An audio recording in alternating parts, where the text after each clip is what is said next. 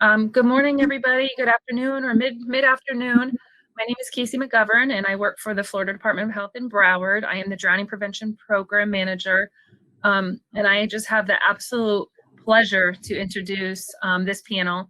I do chair the Circuit 17 here in Broward for the Death Review, and I work hand in hand closely with all of these amazing people that you're going to hear. And I was just so thankful when I solicited them to present and provide their expertise and their knowledge and so much of their wisdom with you all, because I think that this is a big piece of the puzzle for drowning prevention. So without further ado, I'm going to share a little bit about their team, and then they could elaborate a little bit more about themselves.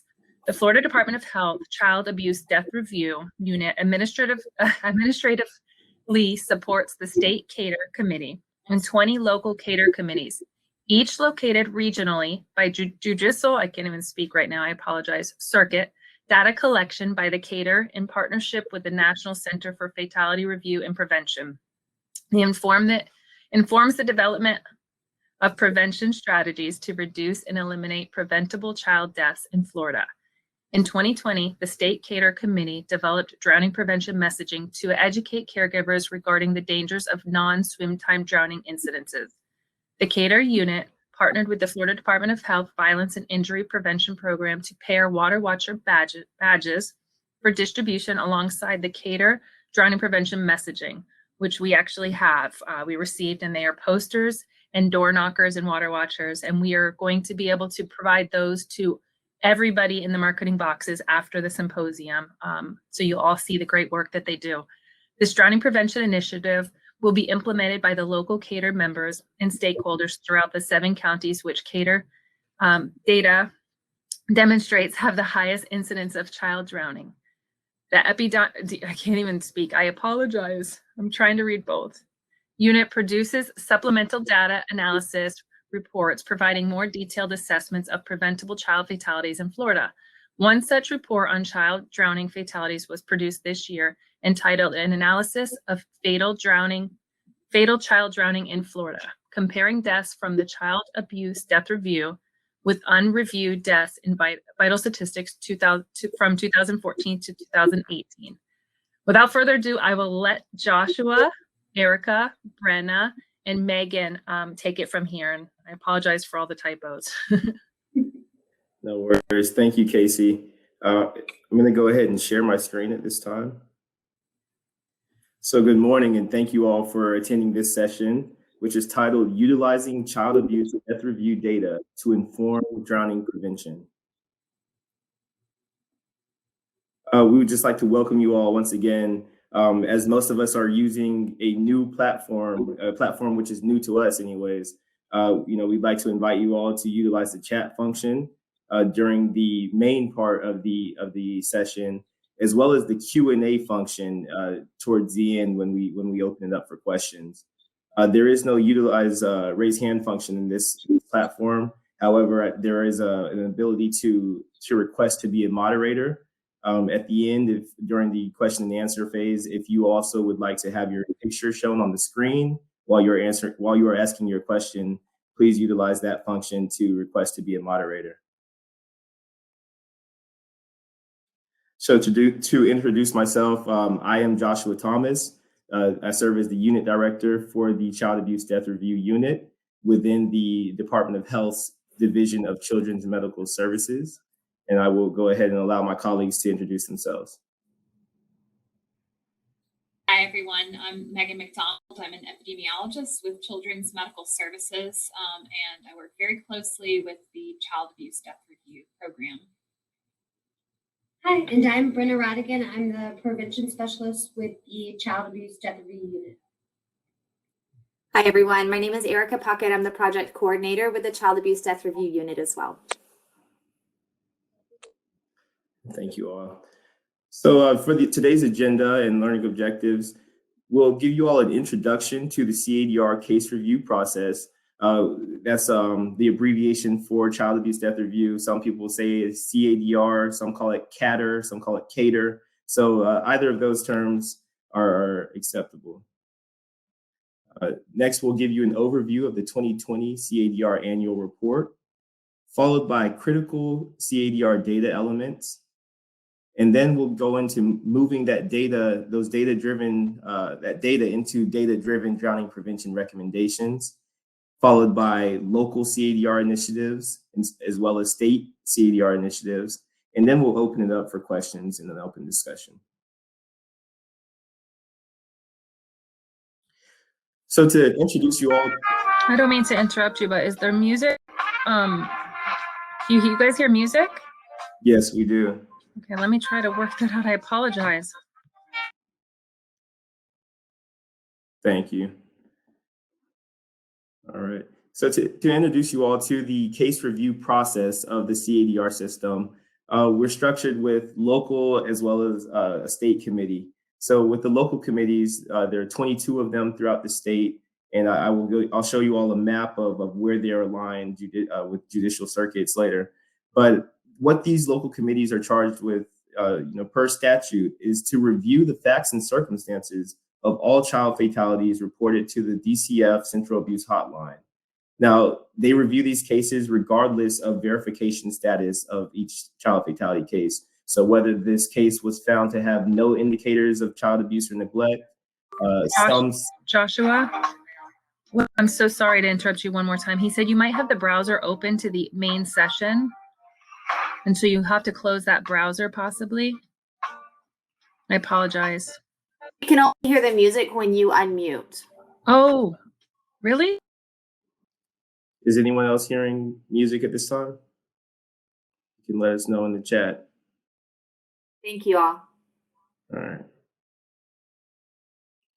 Okay, so as I was saying, regardless of verification status, so whether this child fatality case was found to have no indicators of abuse or neglect, whether it's not substantiated, so it doesn't rise to the level of substantiated verification for abuse and neglect, or whether it was verified for maltreatment.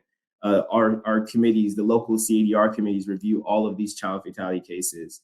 So once they conduct their review with their multidisciplinary panel of professionals, then they'll abstract the data and input it into the National Center for Fatality Review and Prevention's Child Death Review Case Reporting System.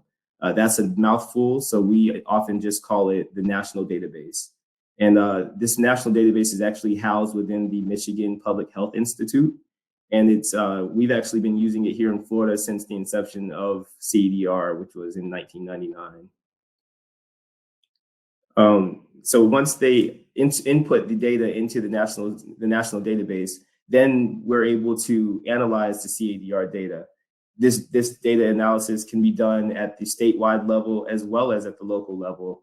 Many of our local committees have epidemiologists and statisticians on site within their committees, so they are able to do community level data analysis right there within their committees. Otherwise, they can send the request up to our team, and we have fine epidemiologists on our team as well, such as Megan McDonald, who will be presenting later, and Dr. Robert Brooks, who conduct data analysis to drill down the community level data as well as state level data. What we do once analyzing this data is we're able to develop data-informed community level prevention recommendations. So that's what it's all about. It's about utilizing this data to inform our recommendations. This allows us to tailor the recommendations to the communities where they're most needed. It allows us to see where within a community the problem lies and how to best address it. So once we're able to develop these data-informed recommendations, then we implement them to the extent possible.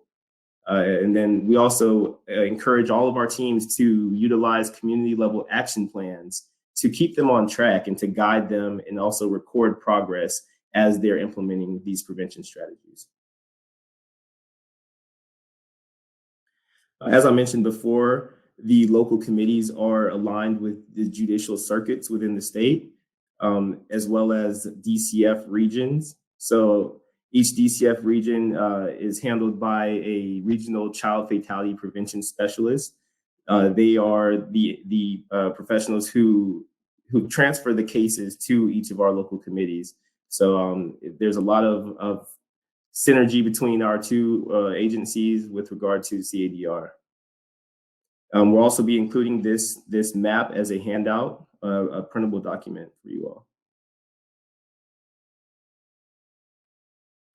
So we like to include this CADR cycle just as a visualization type of framework as you kind of just think about the process. So from data gathering to analyzing the case reviews, then identifying prevention strategies, creating your action plan, using that action plan to implement your strategies, and then finally evaluating that effectiveness.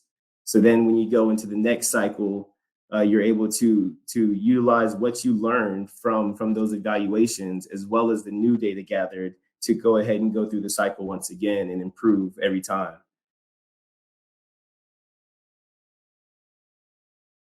So as I mentioned, the national database, this is the actual cover for the form which our teams use to input the data. I wanted to highlight the data drowning section for you all to show you some of the elements that we're able to collect with regard to drowning fatalities. Where was the child last seen before the drowning? So this kind of gives us an idea of whether it was a swim time activity or a non-swim time activity. If they were in the house or in the bathroom, we'll align that with other information through the form to identify whether, this was in fact not a swim time activity where this child fatally drowned. I'll let you all kind of browse through some of these other elements. I won't read them all throughout, but we also have included the entire database form for you all as a printable document as well. I'd like to point out section or question in, what barriers or layers of protection existed to prevent access to water? So this is an important one, as we all know. Fence, gate, door, alarm, cover, and of course that's not exhaustive, but it kind of gives us an idea of the barriers that were in place. But also we go into what barriers were breached and how they were breached. And that's question U, letter U. How were layers of protection breached? And they have many options here as well. And the beautiful thing about this form is working with the National Center, we're able to tailor this form to our state. So if multiple committees, if many of our local committees come to us and would like a certain question that this form is currently missing, if they want that question asked, because it will help drive prevention in their community, we're able to send that question up to the National Center and have it added to Florida's form. So we can have our own personalized data form to be used.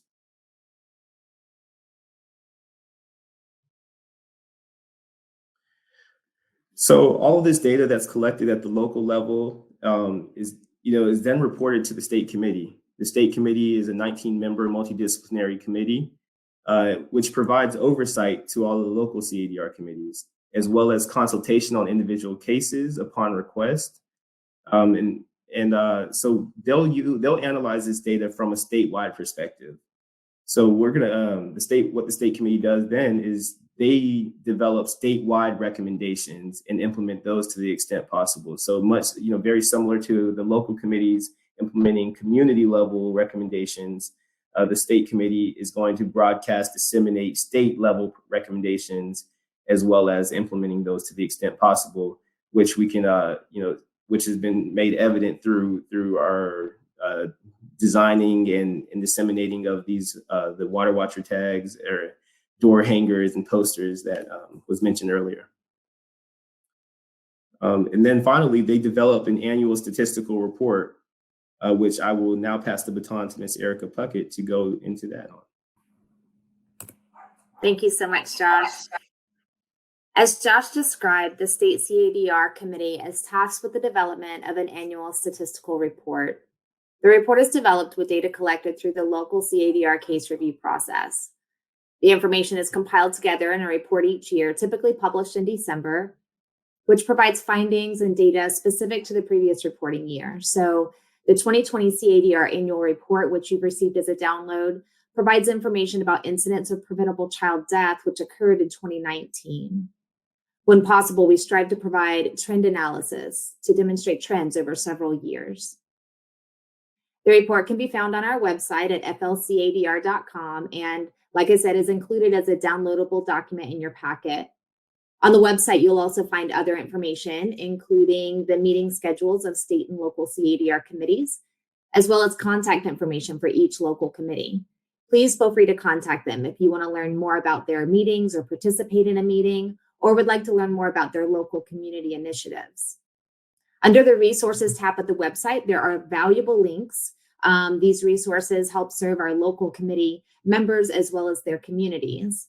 There's also downloadable documents in that resources section, including drowning prevention materials developed by the state CADR committee. We encourage you to access those. You do have them in your packet, but you can share those links with others to encourage them to utilize them in their outreach. Local and state committee members, researchers, and many different professionals utilize the CADR annual report in their efforts to design data-driven prevention and to determine the most effective utilization of resources in their efforts to reduce or eliminate preventable child death. The report is also provided to the governor, Speaker of the House, and the President of the Senate each year. We'll move to the next slide.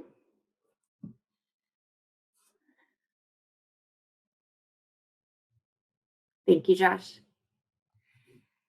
The executive summary of the annual report is often utilized to help provide an overview of the data demonstrated in the full annual report. The annual report is a pretty large document. It's a pretty heavy lift. And that executive summary helps provide kind of an at-a-glance experience of the information contained within the annual report. You've received the executive summary as a separate downloadable document. And sometimes it can just be helpful in your interactions and outreach in your community. This is an excerpt from the executive summary, identifying that drowning is the second leading cause of preventable child death, and also identifying that children 3 years of age and younger make up over 70% of all of the child drowning deaths reviewed by our CADR committees in 2019. These are powerful statements, and they can be used to help each of us raise awareness and advocate in our communities for effective prevention and resources. The structure of the annual report is focused on the top 3 leading causes of preventable child death, which includes sleep-related infant death, drowning, and inflicted trauma. You'll find the same highly detailed information on the contributing factors of each of these leading causes of death within the annual report. The appendix of the report includes valuable information and other documents that you may find beneficial in your work. The National Center for Fatality Review and Prevention case reporting system, introduced by Josh earlier, is included in full in the appendix. So you can see more about this very specific information gathered during the local CADR case review process. Additional data that doesn't quite rise to the level to be included in the annual report can also be found in the appendix. There's also supplemental reports created by our epidemiologists, such as the Suicide Among Children and Adolescents report, and that can be found in the appendix as well. There's a section in the appendix to highlight the prevention efforts conducted by our local CADR committees within their communities, which could also be helpful for getting involved with some other drowning prevention happening in your local area. We encourage you to utilize the CADR annual report and take time to become more familiar with the specific factors contributing to the leading causes of preventable child death, and to please share the annual report with others. We're going to take a deeper dive into the data now with Megan McDonald. Hi, good morning, everyone. I'm going to share some data with you in a minute, but first I just wanted to quickly describe the primary data sources that we use in the Child Abuse Death Review program to perform surveillance, monitoring, and evaluation activities. So you've all had a pretty thorough review here of the National Fatality Review case reporting system, the CADR database. And that is our primary data system. And as it's been described, it's a very powerful data source with extremely detailed information on the circumstances and risk factors that contributed to these deaths. So very good potential for research and, of course, the data-driven prevention efforts. Another data source we use frequently is the Florida Vital Statistics death records. This data source we use as a reference because it sort of encompasses all the deaths in the population in Florida that occur. So we can sort of compare and contrast these data sources to get an idea of what does the population-wide picture look like versus what do we have that's being reported through the Florida Abuse Hotline. So vital statistics are good to use, and they're very complete. Like I said, it's a complete record of all deaths. The data is complete. That most of the fields don't have a lot of missing data, whereas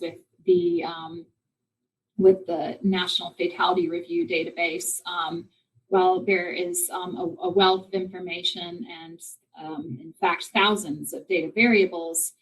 Sometimes because there's so many, there's so much data captured, we do sometimes run into issues with completeness.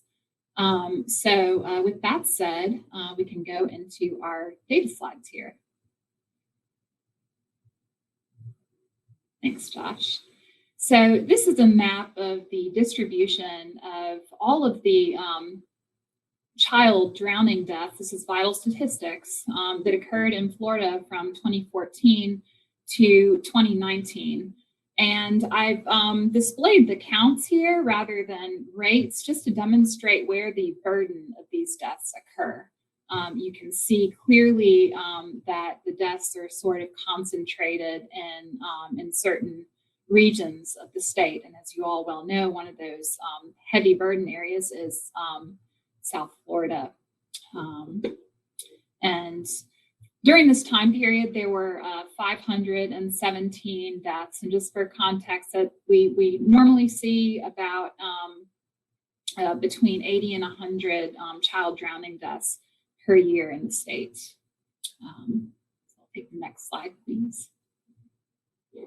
And this slide will probably resonate more with some of the folks that work in South Florida. This is a map of drowning deaths by the zip code in Broward, Miami-Dade, and Palm Beach counties. And this was during the same time period, 2014 to 2019. We saw 111 deaths, drowning deaths, just in these areas. And you can kind of see where those were most concentrated in each county. And so looking at some of the demographics of these drowning deaths, and this is still vital statistics data, the majority of the deaths are in about sorry, there's a little something hovering over the picture there. No, I believe that's 60 some, there we go. 60 some percent of non-Hispanic white children make up the majority of these deaths, followed by non-Hispanic Black, Hispanic, regardless of race, and then non-Hispanic other, and a small proportion of deaths of unknown race and ethnicity. But I do want to mention here that this is these are the breakdowns of the total number of deaths, but non-Hispanic Black children are at the highest rate. They have the highest risk compared to other race and ethnicity groups for drowning death. And here's the breakdown of these deaths by age group. You can see very clearly the largest chunk is in the 1 to 4-year-old group.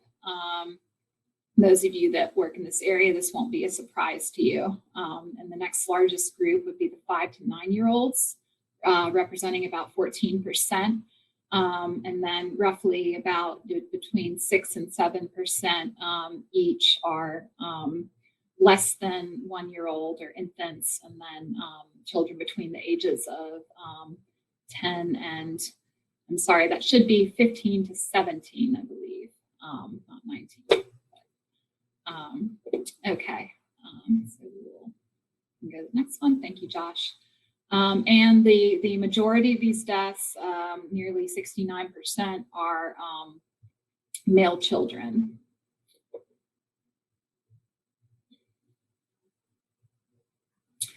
And here we have broken out the proportions of the child drowning deaths by age and location. And it's really important when you're looking at location to consider the age factor, because this this graphic here just really clearly spells out that, you know, when you're looking at the younger children, the most frequent location is in a swimming pool for the 1 to 9 year olds.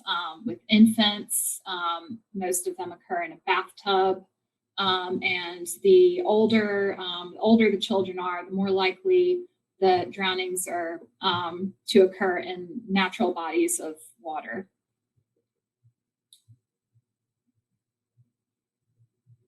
And here is a graph of the child drowning death rates in Florida from the year 2000 to the most recent completed finalized vital statistics data year we have, which was 2019.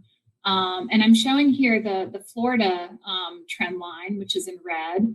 And then just to compare the counties which make up South Florida, Broward, Miami-Dade, and Palm Beach, follow pretty closely the state rates, but fairly recently, they've actually been lower than the state.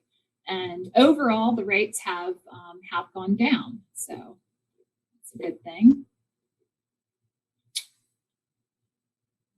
Okay, and this again is the all of the deaths and vital statistics of child drowning deaths from 2014 to 2019, but we've broken them down by month. Again, this is probably you know, common knowledge to some of you that work in this area, familiar with when these tend to occur.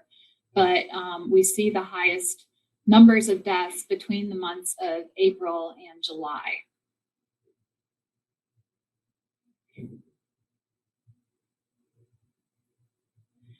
Okay, and so now we are moving into some of the child abuse death review data. There's data from the National Fatality Review Case Reporting System.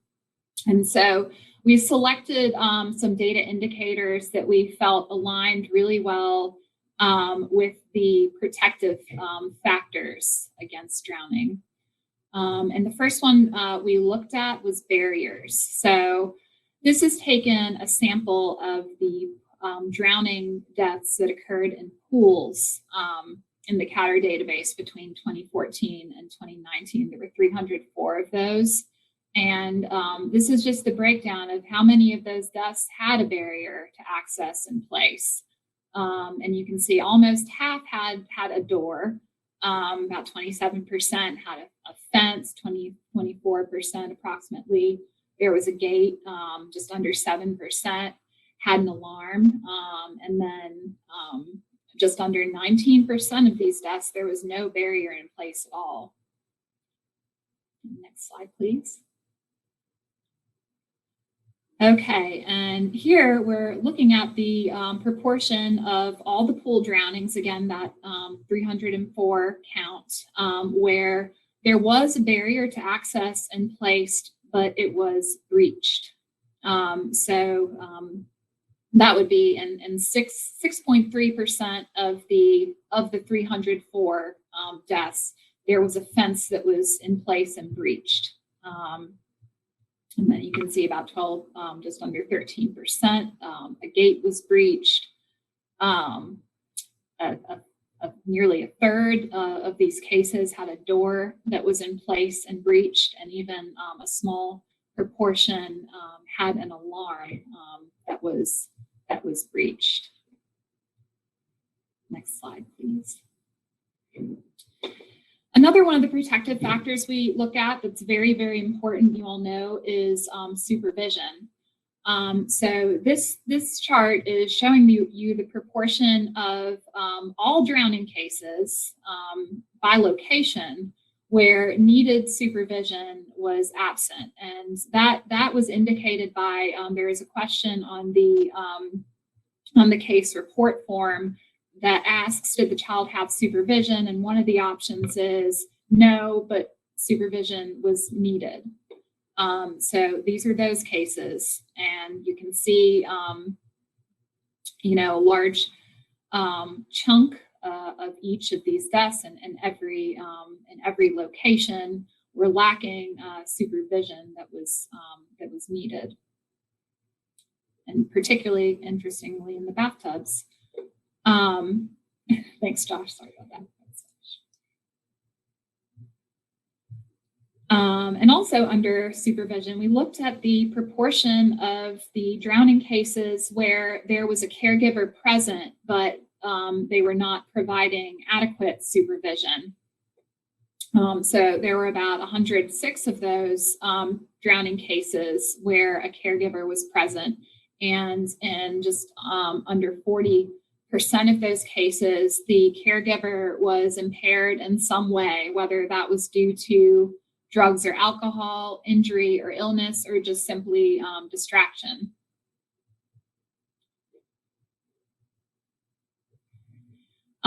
And another thing that we look at is the ability of the children to swim. Were these children able who drowned? Were they known to be able to swim? And this is a sample of 81 children. Out of the total drowning cases, we only looked at the ages between 5 and 17. There's not firmly clear guidance on when you should be able to expect that a child should be able to swim, but based on the evidence that we had available and different sources of recommendations, we felt that 5 was probably the lower limit of when you should consider a child to be able to swim, provided that they've had the lessons and everything. And you can see here pretty starkly, 67, almost 68% of these children, 5 to 17 years old, could not swim.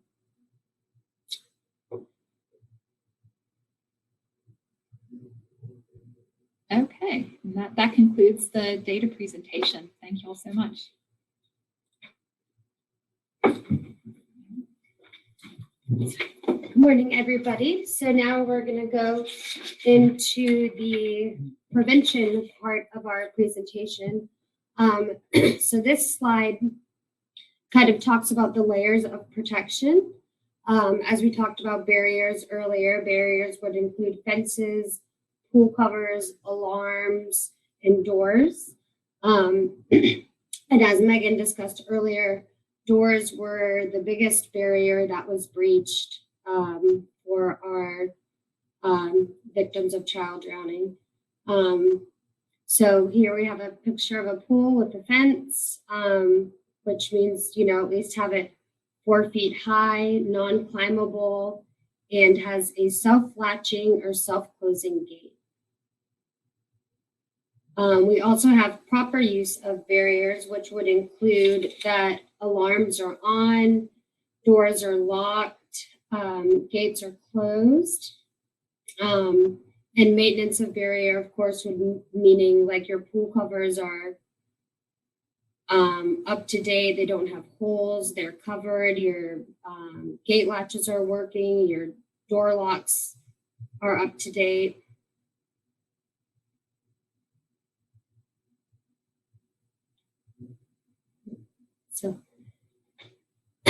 So here now we go into our supervision, which is also a layer of protection.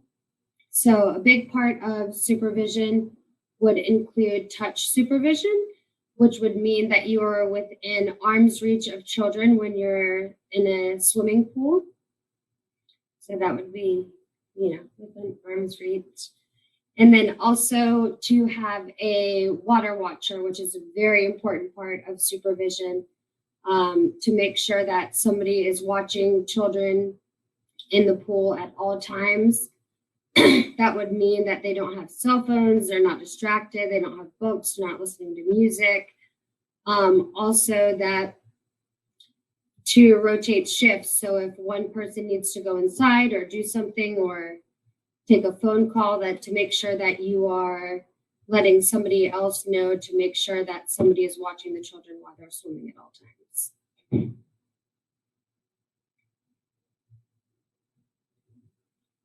Here we have created the water watcher tags. So these are badges that water watchers can wear to make sure that they are agreeing to supervise children at all times in and around the water. Just as kind of letting them know that you're a responsible adult, you're here, you're paying attention, you're watching the children at all times, not to leave them alone in the water, or leave them unsupervised, and that you're responsible, you're paying attention, you're not on your phones, you're not distracted, and making sure that all barriers are in place so that children are always safe at all times.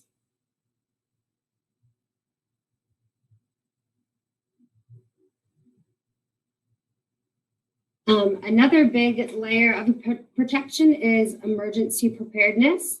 And this is making sure that you're able to recognize if a child is in distress, safely performing a rescue, initiating CPR, and if you're distracted and if you're rescuing a child, making sure that you have somebody else around to call 911 if you're not able to. Like those commercials that say, hey, you call 911. So that's very important to make sure that there's another adult around to make sure that they can do that.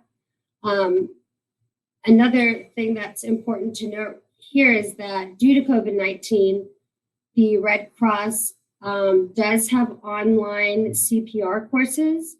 And while it's not certified, they do give you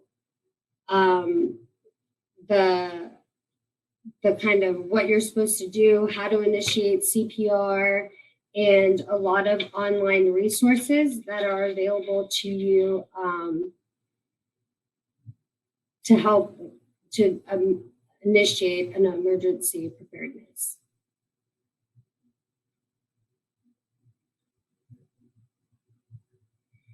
So these are the recommendations that came straight from our annual report, and they are to explore some efforts related to near fatalities, just to enable us to collect more data for near fatalities, to make more prevention recommendations, specifically related to barriers and those kinds of things.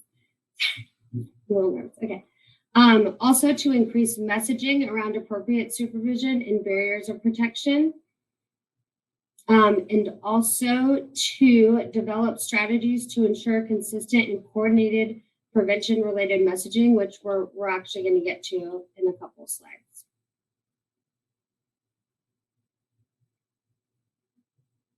So here are some of our data to action, our community level prevention initiatives, which were coming straight from our CADR data. There was 7 counties, which included Broward, Polk, Orange, Hillsborough, Palm Beach, Duval, and Volusia. And those counties demonstrated the highest incidence of child drowning in the state over the past 3 years. And as a result of that data, our community level teams, Circuit 19, which is Palm Beach, distributed over 3,000 water tags. And Polk County, which is Circuit 10, also distributed water watcher tags. They distributed 1,690 English and 500 in Spanish tags that were allocated and distributed through multiple different community partners. I think it was WIC, Healthy Florida Families, Healthy Start, and DCF. And then we go into our state level, which was those water watcher tags that were presented in the previous slides, which were distributed to those 7 counties that had the highest drowning incidents. And that was the 4,500 posters and 50,000 door hangers that were created to demonstrate our prevention recommendations coming from our report. And those were distributed very recently, which Casey had explained earlier. They had just gotten those. And those are going to be posters that are going to be put up in pediatrician offices, daycare centers, preschools, home visiting programs, community centers, apartment complexes. We also have, going back to our local prevention, I kind of forgot about that. I wanted to talk about the SPUD program, which was a social media campaign. It's called Students Preventing Unintentional Drowning. And they put out social media campaigns daily, talking about drowning prevention, barriers, all kinds of things. And there's also, Polk County did a Water Safety Wednesdays campaign, and they also put out prevention messaging on social media. And those are both found on Facebook and Instagram.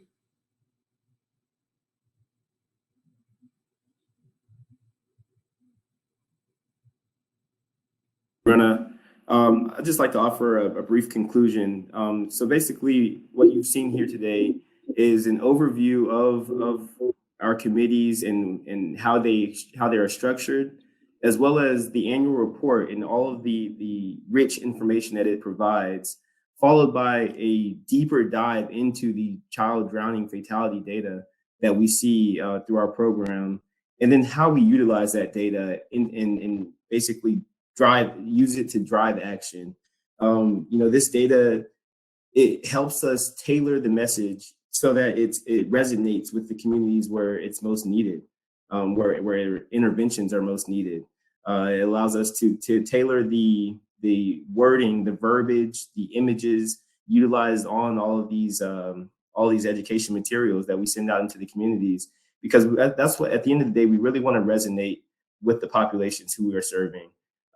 We want this information to be heeded, and we want it to be sustainable. We want to create something that's always up to date, always current, culturally competent, and with a focus on health equity. We always want to make sure that we're keeping in mind providing access to all. So, we really just want to thank you all for taking the time out to attend this session. And we hope that you all found something useful out of what we've shared with you today, and that you take a moment to look into your local committees, your local child abuse death review committees, browse the statewide community child abuse death review website, as well as our community partners and their resources as well.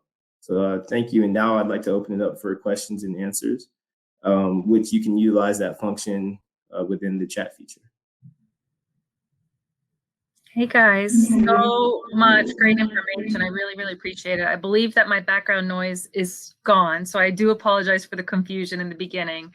There was 2 questions that I was just going to actually address. One said, is there a question about disability or health issues that may be related to drownings on the form, I would suspect? Megan, do you want to answer that? Or would you like me to go ahead? Go ahead, Josh. I'm not.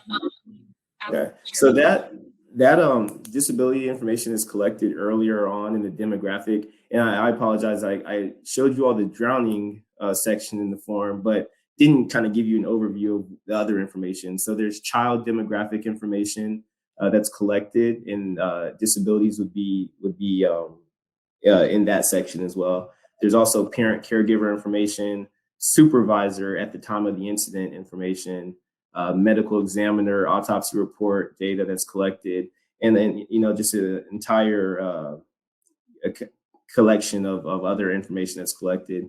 So that's actually it's a recommendation that we've sent up to the National Center, was to again highlight disabilities within the drowning section, to include autism and other types of disabilities. So what it may turn out to be, if they don't make that change in the next version at the national level, we would be able to add that question into our state level form. Thank you. Great question. Also asked, and I assume that she's talking about barriers, but it says, what is considered a fence, a door, and an alarm? So I would suspect that that would be the layers of protection that you guys were talking about.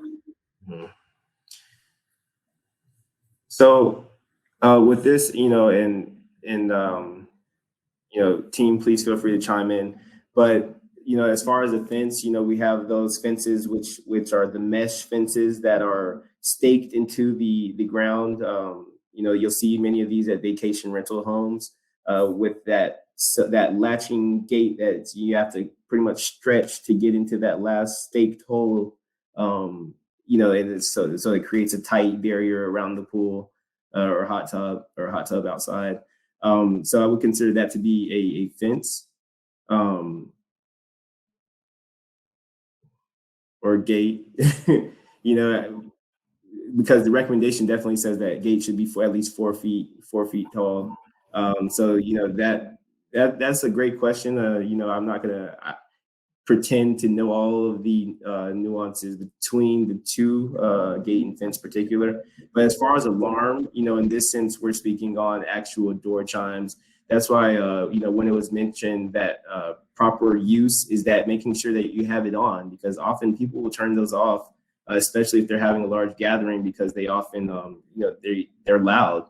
Every time you open the door, every time you close the door, their chime. So, and then, maintenance of those alarms will include making sure that your batteries are changed regularly. With regards to these questions, they're just speaking in a general sense. And there are screen tips on these questions which help our local committees answer these questions a little bit better. And Josh, if I can add just one quick thing to Jenna's question in regards to the difference between fence and gate. Some of the information we want to gather includes how was this barrier breached? And so when we ask questions about fence versus gate, we can learn if a fence was breached because a child was able to climb over it, or if the fence was in disrepair and had a hole or somehow was able to be breached, or if a gate was breached because it was unlatched, unlocked, or in disrepair. So we're gathering information about those specific barriers to help us learn more about how the incidents occur.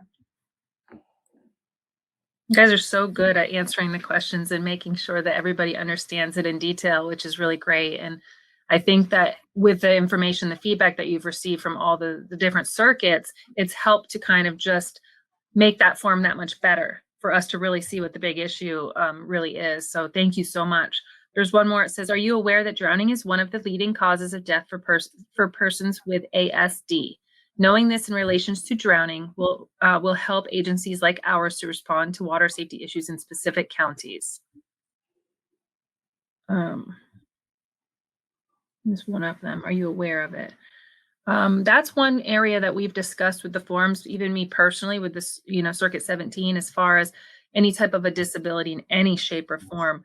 That doesn't completely specify that. And when we talked about revising it, that's one area that we discussed, elaborating on for the forms, correct? Right. And there's a text field that will capture any disabilities that are not able to be selected, that are not included in that checkbox selection. So, they do have an opportunity to type in any other disabilities in the text field. Right.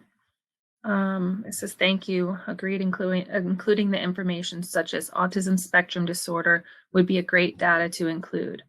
This would help inform our collaboration statewide to educate our CARD families, which I think at this point, we're definitely recognizing that because you've asked us questions specifically. So I know that you guys are definitely working behind the scenes on improving those pieces. Certainly. Erica and I just sat on a panel to influence change in the data form at the national level.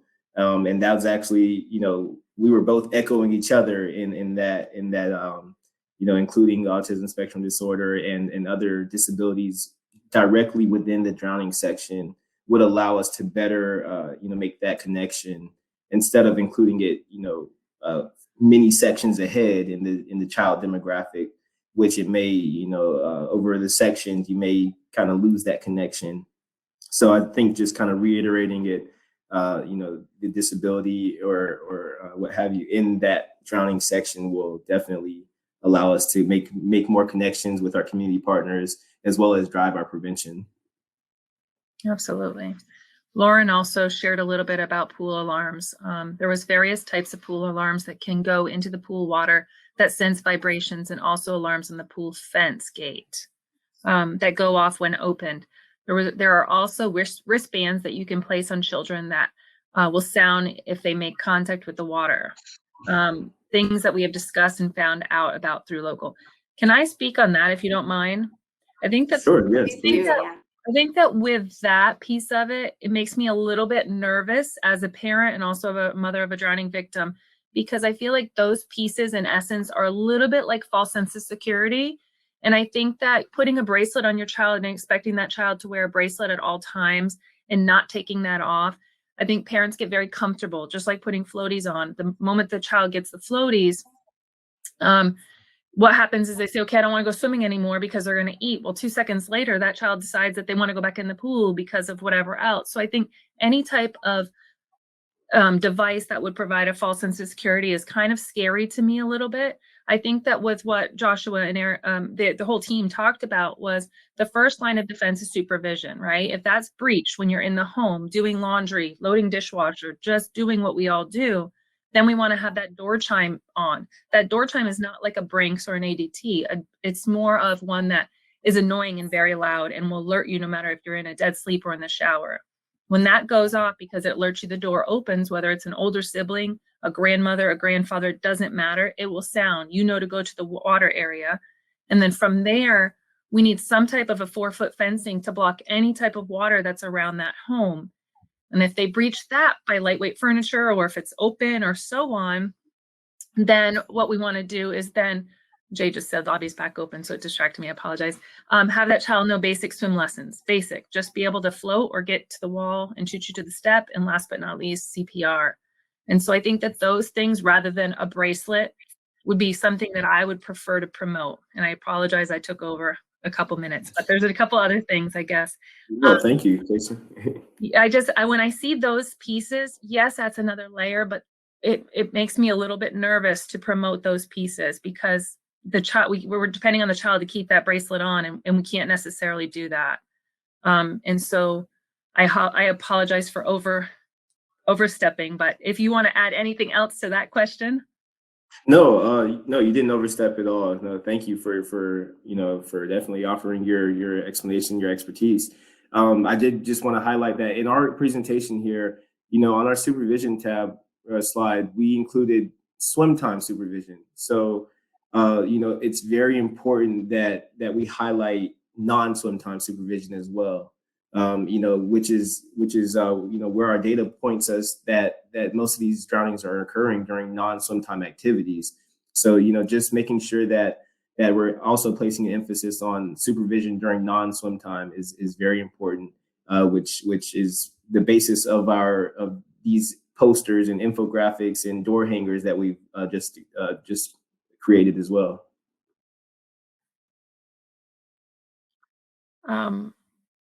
Yeah, I received those door knockers and those posters, which we will definitely get going on sending those out. So if any of you guys listening to this presentation want to reach out to me and get some of those for your agencies, for your places of business, or whatever it may be, let me know, because they are a beautiful resource for us to have. The posters and the door knockers just came out spectacular. Plus, we have a lot of Water Watcher tags. So please, by all means, just let me know and I will get those to you. Because they're really, really great. You guys did an amazing job. Thank you, Casey. Thank you, Casey, and thank you for helping us distribute those and getting those out to the partners. And I just wanted to say, we created the door hangers as opposed to flyers because we do see that doors are most frequently the breached barrier. And so the idea of being able to hang those on a doorknob that might lead to a patio or a backyard where there may be a pool could be a very effective reminder. Absolutely. Well, if there's no more questions, I think that what we want to do is jump back into the main session or the stage area so that hopefully you guys will get an opportunity to get a gift certificate. We're giving out $10 gift certificates for questions that are asked and everything else. So if we all jump back in, maybe we'll be able to answer one of those questions. And I thank you all so much for your sharing your expertise. I know that this was going to be one of my favorite presentations and it definitely hit home. So I applaud you for all of the work that you guys do. Thank you so much. We appreciate all of your partnership and everything that you all do as well. Thank you. Absolutely. Thank you so much, guys.